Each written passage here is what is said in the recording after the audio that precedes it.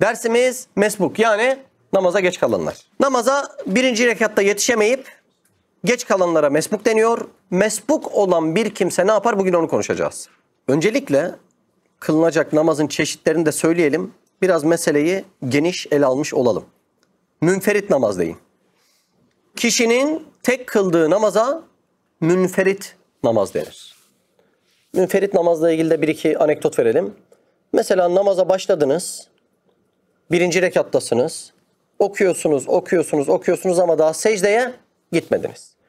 O esnada yanınızda bir cemaat oluşursa daha secdeye gitmeden o namazı bırakıp cemaat namazına katılmanız daha eftaldir. Görüyor musunuz cemaat olmanın önemini?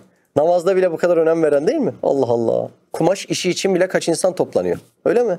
Ya şu gözlüğü yapmak için kaç insan toplanıyor? Amerika'da falan bilmem nerelerde özel bilmem ne cinsi köpeğin yılları var böyle. Onun için dünyanın dört tarafından insanlar dernek kurmuşlar, toplanıyorlar.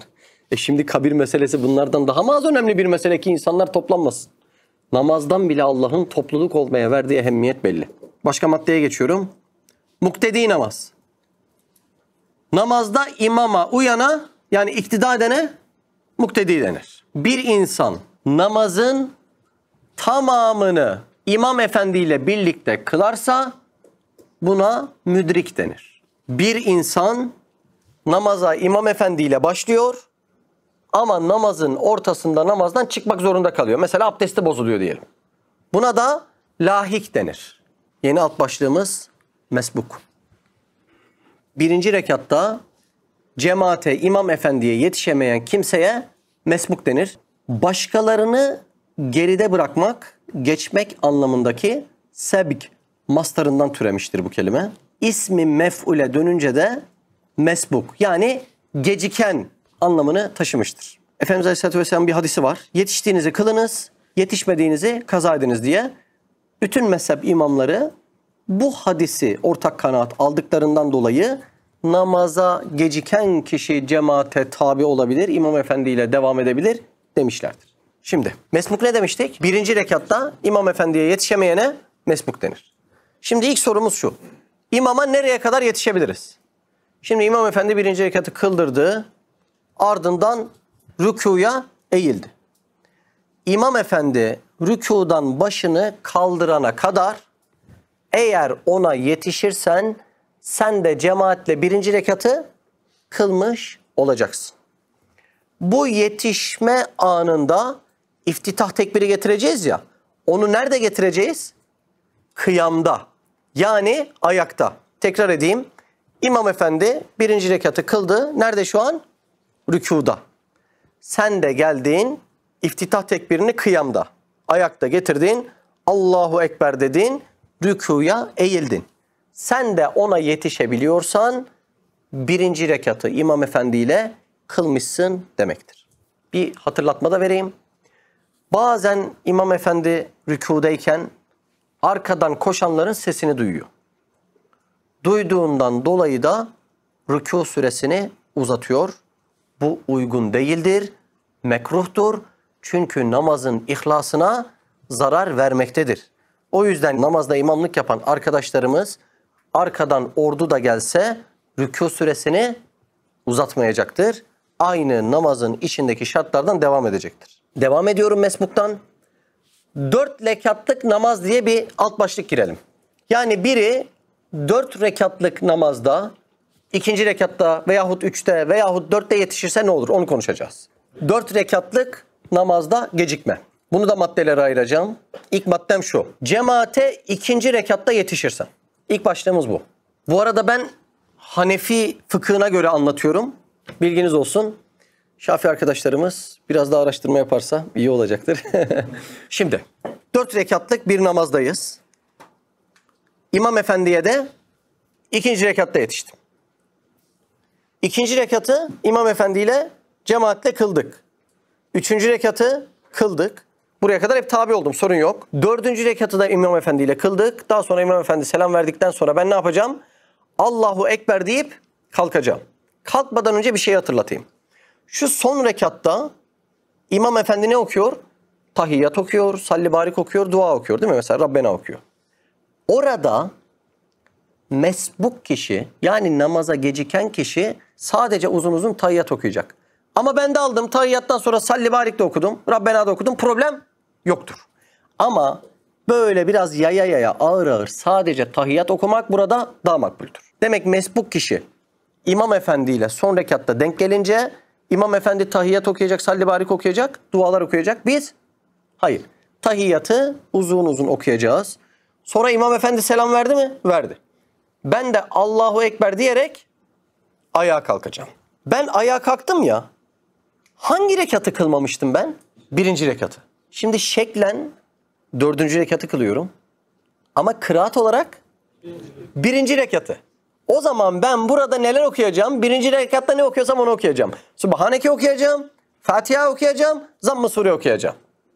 Onları okuduktan sonra da tekrar rükû, secde, tahiyyat, salli barik, dua, selam ve namaz bitecek. Diğerlerini de anlatınca iyice pekişecek. Şimdi burada bir ince bilgi daha vereceğim. Hani biz az önce şunu konuştuk. 4 rekatlık namazda İmam Efendi'ye 2. rekatta yetişmiştim.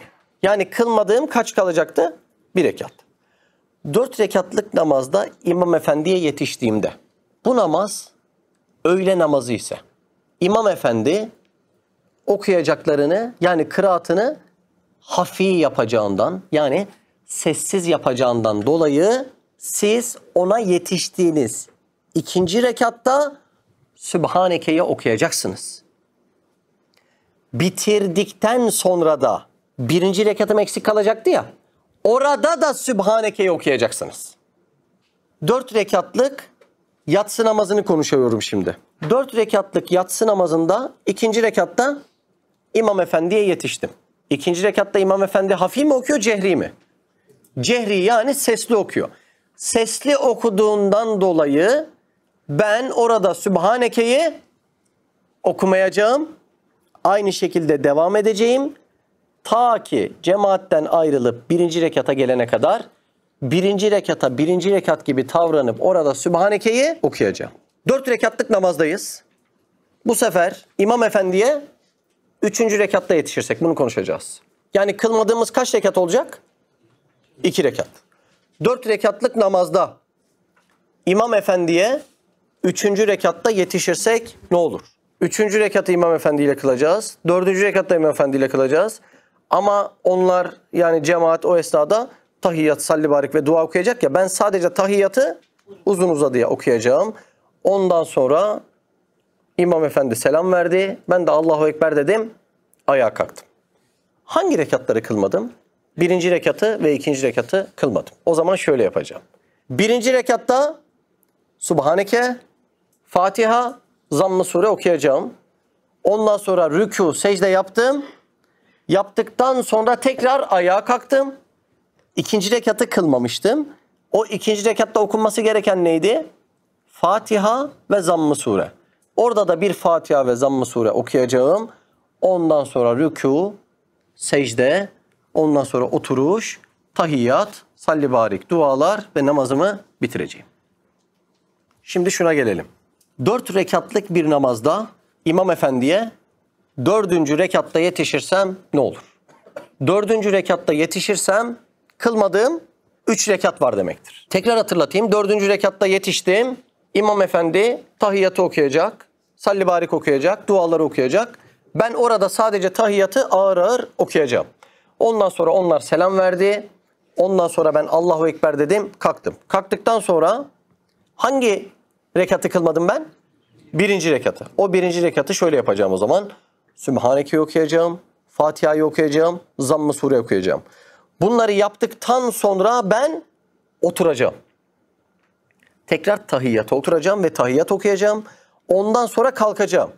Kılmadığım hangileri var? 2 ve 3 var.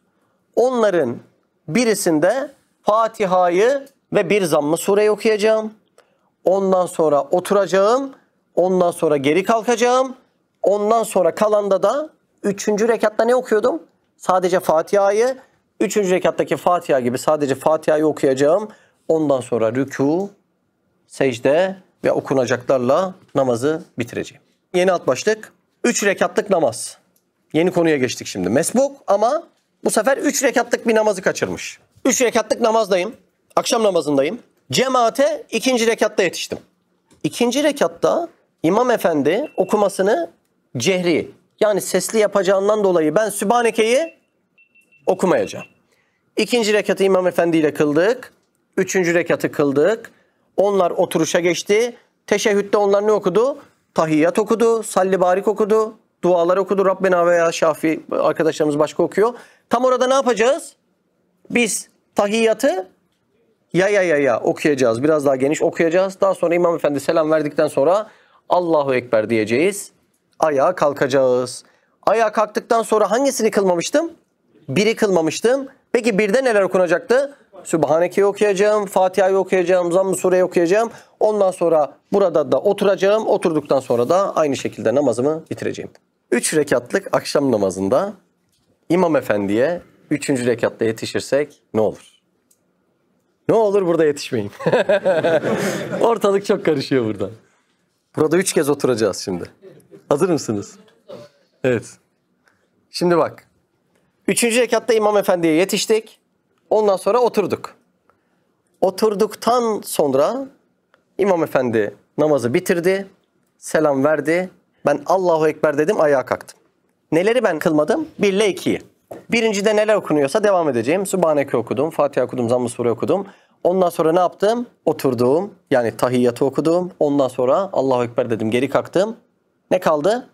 2. rekat kaldı. 2. rekatta neler okunuyordu? Fatiha ve bir Zamm-ı Sure. Onları okudum. Bu sefer tekrar oturdum. Yani burada İmam Efendi ile oturdum. 1. Burada birinci kıraatı tekrar okudum. Tekrar oturdum. 2. Burada da 2. rekatın kıraatını okudum ve tekrar oturdum. Yani 3. rekatta İmam Efendi'ye yetişirsem 3 defa oturmuş olacağım. Eğer 3. rekatta İmam Efendi'ye oturmuş halde yetişirsen bu sefer 4 defa oturmuş olacaksın. 1'i kıldı mı İmam Efendi? Kıldı. 2'yi kıldı mı? Kıldı. Oturdu mu İmam Efendi? Oturdu. Sen de burada yetiştin. Etti mi 1? Etti. 3. rekatı birlikte kıldınız. Bir daha oturdu mu İmam Efendi? Bir daha oturdu. Kaçıncı oturuş oldu? 2. Sen 1. rekata döndün. 1. rekatı kıldın. Tekrar oturacak mısın orada? Oturacaksın. Kaç etti? 3. 2. rekatı da kılacaksın. Ondan sonra da oturacak mısın? Oturacaksın. Kaç etti? 4. Yani akşam namazında böyle bir özellik var. Evet. 3 rekatlık namazda 4 rekat oturulabiliyor. Mesbuktan devam ediyorum. Ne demekti mesbuk? Namaza geç kalan. 2 rekatlık bir namazda, sabah namazında mesbuk ne yapmalı? 2 rekatlık namazın tabii ki de geç gelinecek 2. rekatı olacak değil mi? Tek ihtimal var. 2 rekatlık bir sabah namazı. 1. rekatta kaçırdım. 2. rekatta cemaate yetiştim. 2. rekatı İmam Efendi ile birlikte kıldım. Onlar namazı bitirdi. İmam Efendi selam verdi. Ben Allahu Ekber dedim. Kıyam ettim. Ayağa kalktım. Hangisini kılmadım ben? 1. rekatı. Burada ne yapmam lazım? Subhaneke, Fatiha, Zamm-ı Sure'yi okuyacağım. Tekrar oturacağım ve namazı bitireceğim. Bir daha hatırlatayım. Ben 2. rekatta yetişeceğim ya İmam Efendi'ye. İmam Efendi sabah namazını nasıl okuyor? Cehri okuyor. Cehri okuduğundan dolayı burada Sübhaneke'yi okumayacağım. Bu da bitti. Birkaç alt başlığım var, oradan devam edeceğim. Mesbuk kimse, yani namaza geç kalan kimse dalıp Hoca Efendi ile birlikte selam verirse ne olur? Bu da çok yaşanıyor değil mi? Geç geldik, tam secdedeyiz. Hoca Efendi işte bitirecek namazı. Onlar ayrılacak, ben devam edeceğim ama ben memlekete gitmişim zihnen. Hoca Efendi selam verince ben de Hoca Efendi selam verdim diyorum. Hiçbir zararı olmaz ama namazı bozacak hallere girmezseniz, bedeninizi kıbleden çevirmezseniz, sağınız solunuzla konuşmazsanız, namazı bozacak diğer halleri yapmazsanız problem yok. Aynı şekilde eksik rekatlarınızı kılmaya devam edebilirsiniz. Yeni alt başlık teşrik tekbiri. Kurban bayramlarında cemaatle namazdan sonra ne yapıyoruz? Teşrik tekbirleri getiriyoruz. Arife'de başlıyor ya. Teşrik tekbirleri getiriyoruz. Mesbuk kimse kurban bayramında cemaate geç geldi. Cemaate geç geldikten sonra cemaat namazı bitirmiş olacak. Bitirdikten sonra ben ayağa kalkmış olacağım. Onlar namaza devam edecekler. Onlar o esnada teşrik tekbiri getirecekler. Sonra mesbuk kimse ne yapması lazım? Şunu yapması lazım. Kendisi namazını bitirdikten sonra teşrik tekbirlerini ayrıyeten getirebilir. Hatta ve hatta çok daldı. 2 saat sonra aklına geldi.